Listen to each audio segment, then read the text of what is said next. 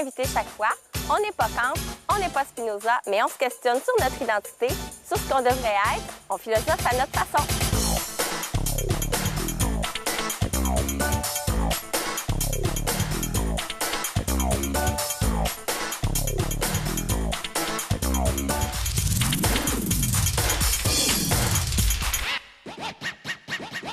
Aujourd'hui, à l'émission, on parle de communication. Qu'est-ce que c'est la communication? C'est un acte. C'est un acte entre habituellement plus de deux personnes, mais avant de commencer l'émission, en réflexion, je me suis dit que la communication, ça pouvait se faire avec soi-même aussi. En copiant sur les feuilles à marque. La communication, c'est la transmission d'un message. On pourrait dire ça comme ça. Avant de définir qu'est-ce qu'un message, il y a une transmission. Normalement, il y a quelqu'un qui émet ce message-là et il est destiné à quelqu'un, à un destinataire. Donc, une transmission. Il y a toujours un message. Bien, dans la communication, en principe, oui. Ouais. Ben, dans la théorie de la Oui, communication. monsieur prof de français, oui. Bien, il faut qu'il y ait, comme Marc le mentionne, un émetteur, un récepteur. Il faut qu'il y ait un message.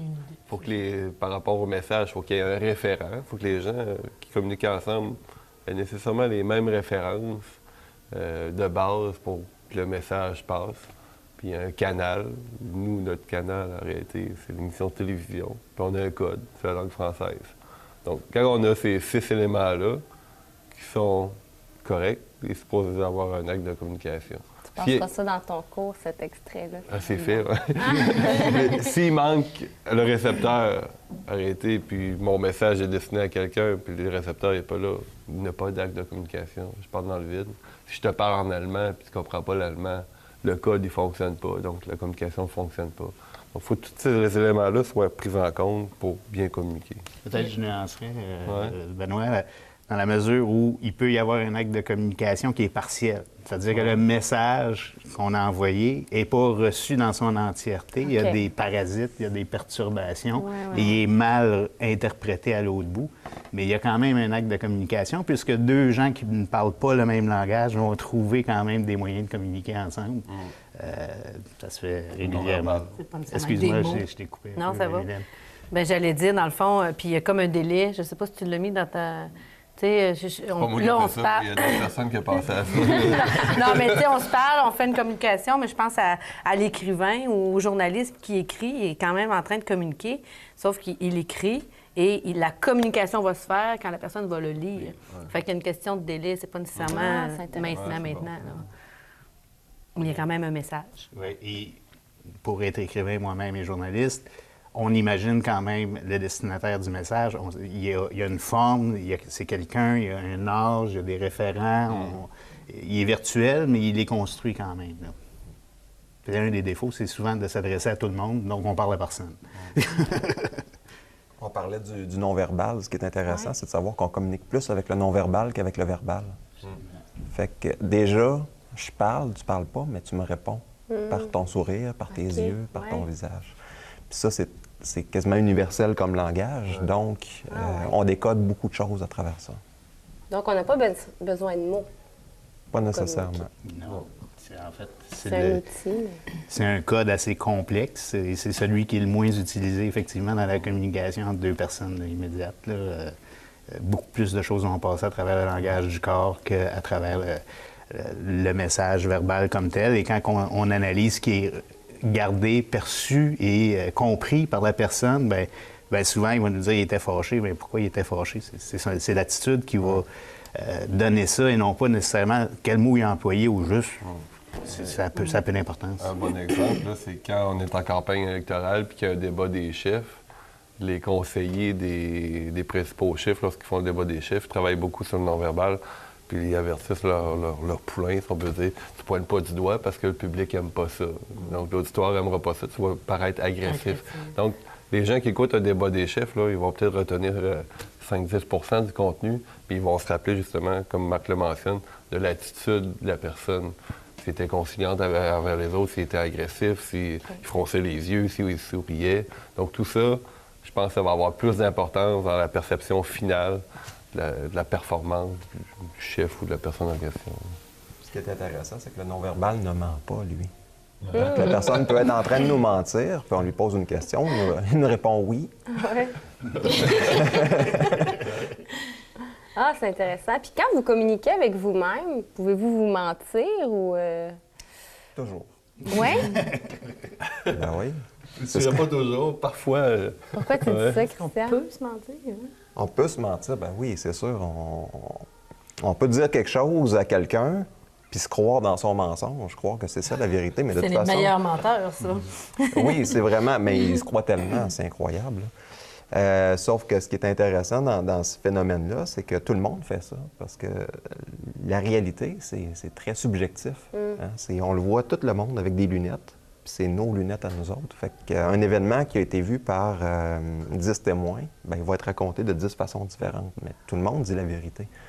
Mais tout le monde est subjectif. Fait que c'est un petit peu le même phénomène chez un menteur compulsif. C'est que lui, il dit la vérité, mais c'est ce qu'il s'imagine être vrai. Ouais, c'est le phénomène du déni, en fait, là, qui existe, qu'on ne peut pas nier. La communication avec soi-même, que vous semblez dire qu'il existe, est-ce qu'elle existe pour tout le monde? Bien, si on se fie à la psychanalyse, oui. OK. Parce qu'on sera en constant dialogue avec le ça, le moi et le surmoi. Le surmoi étant la conscience qui vient dialoguer systématiquement nos pulsions, ou modérer nos pulsions, ou organiser nos pulsions, parce qu'on serait des êtres de pulsions d'abord, de façon archaïque. Et donc, il y aurait un dialogue intérieur constant. Il y a un écrivain irlandais qui s'appelle James Joyce, on a appelé sa technique The Stream of Consciousness, où en fait, c'est vraiment le dialogue intérieur qui est parvenu à mettre au niveau de l'écriture. Et ça fonctionne. On n'est pas perdu dans ce mode constant de rappel, de mise en doute, d'analyse de nos perceptions. Donc, on est en constant dialogue à l'intérieur de nous-mêmes, là, selon les critères de la psychanalyse. Est-ce que vous pensez que pour communiquer, il faut penser, justement? Il faut avoir une idée de base. Hein? Si je te parle, c'est que j'ai pensé que je voulais te dire quelque chose. Alors, selon moi, c'est inévitable. Est-ce que ma pensée est bonne ou mauvaise? Là, ça, je ne le sais pas, mais je pense qu'il faut qu'il y ait une pensée, un désir de communiquer quelque chose. Christian? Bien, il y a la naissance de quelque chose, oui. Est-ce que c'est une réflexion profonde? Pas nécessairement. C'est un automatisme, mais il y a quand même quelque chose en arrière de ça. Donc, à chaque fois qu'on communique, on pense. Ben, je sais pas. Ben, je pense qu'on n'aurait pas de pensée de toute façon. On Ouais, ne peut pas c'est ne ça. pas penser. C'est Je juste pense, ça. donc je suis. Hein? Ouais. Peu importe, toutes les secondes de notre vie, on pense. À mon avis, je peux pas parler sans penser. Puis là, est-ce que tu penses que les animaux aussi pensent ou c'est une affaire du règne humain, ça? Alors, les animaux communiquent, c'est indéniable. Sinon, ils ne pourraient pas se reproduire, ils ne pourraient pas s'organiser, ils ne pourraient pas transmettre des connaissances à leurs petits. Pour moi, là, ça, c'est un débat qui date de l'Église catholique. Donc, les animaux communiquent Les animaux et communiquent. ils pensent probablement. Oui, je ne sais pas. Est-ce qu'ils communiquent par réflexe de survie? Un animal, est-ce qu'il communique parce qu'il y a quelque chose d'inscrit dans ses gènes qu'il faut qu'il se rende à tel endroit pour mettre bas? Ou bien il pense que, bon, peut-être que cette année, je pourrais... Hein, je m'imagine mal. Donc, je pense qu'il y a comme un réflexe, il y a des choses de réflexe. Alors, est-ce qu'un animal pense? Je pense pas. Réagit. Mais je pense qu'il pense, moi. Parce que, oui, je regarde mon chat, 50-50, on quand est il s'assoit devant une armoire avec de la bouffe dedans, puis qu'il sait que c'est ça qu'il veut, il est en train de me passer un message pour que je donne de la nourriture. Puis si c'est pas l'heure, ben c'est dommage pour lui, mais il va falloir qu'il attende. Qui attend. Il va même vocaliser, là, si on peut dire, selon les intentions qu'il veut te faire connaître. Et là, il verbalise, ou en tout cas avec un être d'une autre race, d'une autre entité, et il réussit à passer ses messages. Donc, il sait par où passer pour faire comprendre son message. Il n'y a pas le même code. Il y a des Si tu parlais intentions. chat, tu serais capable de le comprendre. Est-ce que vous pensez que ça se peut de trop penser, de trop communiquer? Trop communiquer. Ben, moi, quand tu me parles de ça, je pense tout de suite à Facebook. Intéressant, vas-y. Ou au texto, là. Moi, mon emploi, c'est enseignant au cégep. Puis je vois cette génération-là qui sont constamment sur leur machine à pouce ou à écrire.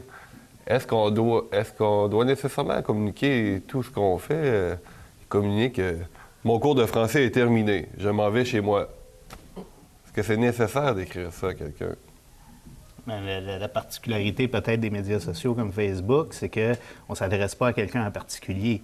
Le destinataire est un peu nébuleux parce qu'on s'adresse à tout le monde en même temps. Donc, comme je disais un peu tantôt aussi, à personne en particulier.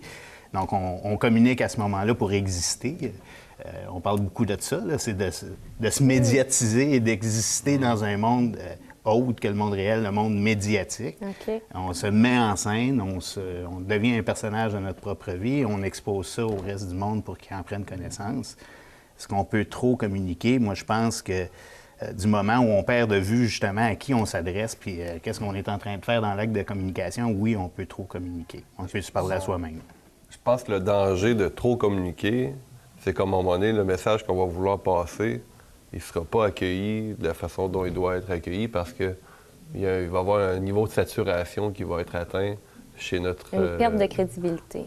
Ben, de crédibilité ou le récepteur. Il va tellement avoir de messages qu'on ne saura plus distinguer on sera plus capable de les discriminer correctement. Genre. Ceux qui écrivent « je m'en vais, j'ai fini mon cours de Ouais. français », ben, les gens ne lisent plus ce qu'ils écrivent parce qu'il y en a trop. On ne peut pas trop communiquer. Moi, je pense qu'on peut juste mal communiquer. OK.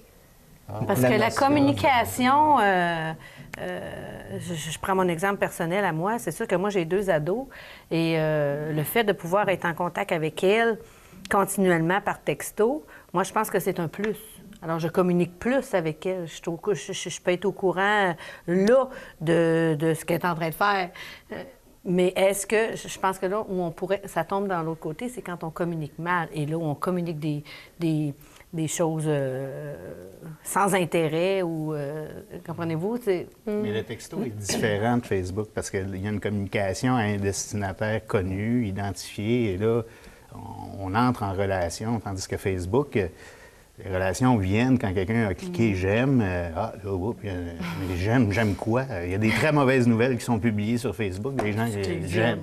Oh. Mais cliquer sur « j'aime », est-ce que c'est considéré comme un acte de communication?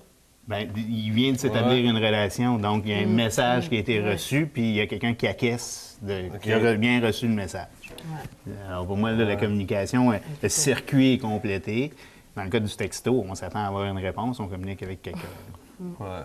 Je trouve ça intéressant, la distinction homme-femme. L'homme peut trop communiquer, mais quand c'est Mylène, on peut mal communiquer. C'est tellement... c'est ça, hein? Moi, je regarde la vie de couple, puis ma blonde, elle me reproche de rien lui dire. Puis moi, je trouve qu'elle m'en dit trop. Donc, il y aurait la notion d'équilibre là, dans la communication. Ou la définition, peut-être, qui est... Ben moi, je pense que ça fait pas tellement longtemps que les hommes et les femmes vivent en couple. Hein, ça fait... Moi, mon grand-père, il partait tout l'hiver dans le bois, puis l'été, ben, il était dans les champs. Fait qu'il revenait pour dormir, faire un petit à sa femme, puis... Sauf qu'anciennement, les hommes, c'est ça, ils partaient dans le bois, ils chassaient. La communication, c'était très utilitaire. Tandis que les femmes restaient ensemble, puis il y avait le petit, puis la communication, c'était utilitaire, mais pour vivre en groupe, en communauté. Puis je pense que ça a resté un peu dans nos gènes. L'homme communique différemment. Puis finalement, ben nous, on a l'impression qu'on peut trop communiquer, puis les femmes ont l'impression qu'ils peuvent mal communiquer plus que trop. C'est bon de faire la distinction entre les sexes. Puis on ne communique pas la même chose non plus. Pas pour faire de généralisation, mais les femmes vont les femmes vont communiquer davantage leurs impressions, leurs sentiments, tandis que, justement, comme tu le mentionnes, j'utilise le même terme, l'homme est plus utilitaire dans sa communication. J'aurais même Faut envie que de ça serve. rajouter que Ouais. les femmes ont plus de risques de mal communiquer parce qu'elles en communiquent plus. Un gars est super content de te dire « Hey, salut! » Ça finit là. Une fille nous dit « Ah, salut! Comment ça va? Mais non, t'es donc bien changée, t'es donc bien belle, c'est beau tes cheveux. » Oh, et là, on dit quelque chose qu'il fallait pas. Hein, ça veut-tu dire que c'est parce que j'étais pas belle avant? Ouais, comprenez-vous? Fait que plus on en communique, plus il y a des possibilités que ce qu'on communique soit mal perçu ou qu'on dise quelque chose qui dépasse notre pensée. Tandis que les gars, il y aurait moins de possibilités qu'ils se mettent les pieds dans les plats, finalement, avec notre communication. Plus social, je dirais peut-être qu'on est justement dans une ère de surcommunication. Ouais. Et trop de gens qui communiquent en même temps, de partout. On est assaillis là, par la communication à toute minute du jour. Il y a bien juste la nuit, là, où même le rêve vient nous communiquer quelques affaires, mais ça finit par faire du bruit. Et le bruit n'est pas une communication. Le bruit, c'est de la confusion. Tu ne saisis pas le message. Et quand on fait du monitoring média ou qu'on se tient branché beaucoup là, sur l'information, on vient qu'à plus être capable de déterminer qui dit vrai là-dedans, c'est quoi le message là, qui devrait ressortir. Alors, soit c'est le même message qui est répété ad nauseam puis qui finit par plus nous atteindre du tout, ou soit il y a tellement de points de vue sur un même objet qu'on finit par plus trop savoir par où le prendre. OK. Tantôt, vous parliez de Facebook. Est-ce que j'ai compris que vous trouviez que c'était pas un très bon moyen de communication? Ouais. Ben, moi, je pense que pour une entreprise, ça peut être excellent, Facebook, parce que c'est une ouverture vers le monde. Mais personnellement, individuellement, je peux pas répondre à la question. Je suis pas... T'es pas Facebook. Je suis pas un esclave de Facebook. Un esclave? Mon Dieu, peut-on être un esclave de Facebook? Oui. Ah oui? Bien, ça fait partie des dépendances, comme la drogue. Bien, ça se compare plus au jeu. Hein, le jeu compulsif, Facebook, Internet compulsif, oui. Est-ce qu'on est dépendant à la communication dans ce temps-là ou on est dépendant à quoi quand on est dépendant à Facebook? On est dépendant à la reconnaissance, je crois. On est dépendant à notre capacité à susciter une réaction chez quelqu'un d'autre, puis à exister à travers son regard. C'est la mon satisfaction de se faire aimer, liker. Oui. Mais pour ma part, Facebook, c'est un outil magnifique parce qu'il se trouve là aussi des gens qui relaient de l'information qu'on ne trouverait pas dans les médias de masse, qui est très pertinente, des analyses dont je n'entendrais pas parler si je n'avais pas ce médium-là qui existe à côté des autres médias. Donc, il y a des avantages, là. Cette ouverture du web, là, cette grande zone de partage de contenu est intéressante quand même. Et on peut Donc, facilement au plan être absorbé. Professionnel, en tout cas, il y aurait quelque chose d'intéressant avec Facebook. Oui. Et au plan personnel? Je pense que ça dépend de l'utilisation qu'on en fait. Hein, au même titre qu'un texto, il y en a qui vont texter des choses importantes, utiles.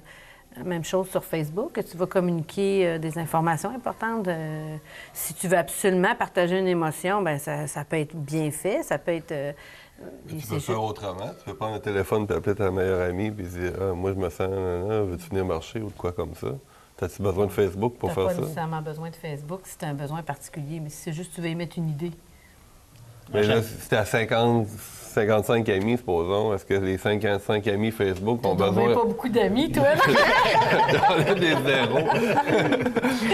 Mais Là, Benoît, tu viens d'apprendre 55, c'est pas beaucoup. Non, c'est ça. Mais je sais pas, je vais regarder le même chiffre. Là. Est-ce que ces 55 amis-là, je suis même pas sûr si c'est des vrais amis, parce que 55 amis, c'est énorme. Est-ce qu'ils ont besoin de savoir que tu ne files pas... dans ce moment-là. Ces 55 personnes-là, ont-ils besoin de savoir ça? Ou une ou deux personnes avec qui tu as vraiment des affinités, qui peuvent vraiment discuter avec toi ou communiquer avec toi de ce point de vue-là? Si tu communiques comme ça. Tu sais, le côté intéressant de Facebook, ça peut être de retrouver des vieilles connaissances avec lesquelles tu serais peut-être jamais... tu n'aurais jamais renoué, tu n'aurais jamais rentré en contact avec elles. Ça a été conçu pour ça, à la base. Ça, c'était ça, Facebook. Moi, je suis une voyeuse sur Facebook. J'écris pas mes états d'âme, mais j'aime bien faire des liens avec d'autres personnes. Ah oui, quand tu deviens ami avec une nouvelle personne, là, tu as comme un listing de contacts de ces personnes-là. Puis là, à travers eux autres, tu retrouves, ben oui, je me souviens, j'étais avec lui.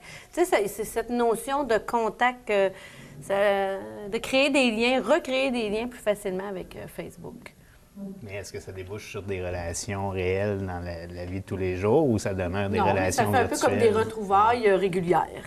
Tu sais, avant, on retournait aux retrouvailles de haut 10 ans, 15 ans de notre école secondaire. Maintenant, oui, ça peut se faire encore, sauf qu'on peut le faire au quotidien avec un principe comme Facebook. Le danger, c'est que c'est public. Ouais. Puis les gens n'en ont pas tellement conscience. Fait qu'ils mettent des menaces de mort là-dessus. Moi, il m'est arrivé quelque chose. Là. ouais. J'ai pris la photo d'un ours qui est venu chez nous. Puis j'ai eu le temps de le prendre en photo. Puis ma blonde a dit « Ah, on met ça sur Facebook. » Mettre ça sur Facebook, bien, le jeudi matin, la TV était chez nous. Parce qu'ils ont vu ça sur Facebook, puis ils ont dit « Ah, c'est extraordinaire. » Mais moi, je reste dans le bois. Il n'y avait rien d'extraordinaire. Il était chez eux. Je pensais que tu allais dire qu'il y a un chasseur qui arrivait chez vous parce qu'il disait il y a des ours. J'ai vu. C'est la crainte à un moment donné, parce que sur la photo, il y avait mon adresse. Ah ouais. Puis la personne qui a affiché ça a dit ben c'est chez telle personne, Christian puis Nicole. Fait que c'est comme ça qu'ils m'ont retrouvé puis qui sont arrivés. Mais j'ai des jeunes qui sont en cours parce qu'ils ont fait des menaces de mort directes à quelqu'un. Mais moi, c'est épouvantable. Là. À chaque fois que je m'en sers comme intervenant Facebook pour maintenir un lien avec les jeunes qui sont passés sur mes projets pour faire un suivi. Fait que je parle pas beaucoup là-dessus, mais je vois tout ce qui se passe dans leur vie. Mais des fois, là, je leur écris rapidement enlève ça, ça presse. Parce que là, ils vont trop loin. Fait une bonne utilisation personnelle de Facebook, ça demande une certaine éducation ou quelqu'un qui te suit un peu sur ton Facebook. C'est ça? On parle de Facebook, mais c'est la même chose avec Twitter aussi. Là. Ouais. Combien de fois on voit ça dans les journaux, là? Quelqu'un qui a émis un commentaire inapproprié sur une situation, puis là, elle retire son commentaire, ou comme par hasard, elle s'est fait pirater son compte pendant un instant. Je sais pas. C'est la même chose, c'est des choses qui restent. Si tu envoies un texto où tu dis tu vas te suicider, ben je m'excuse, là, mais assume que la police débarque chez vous. C'est ça.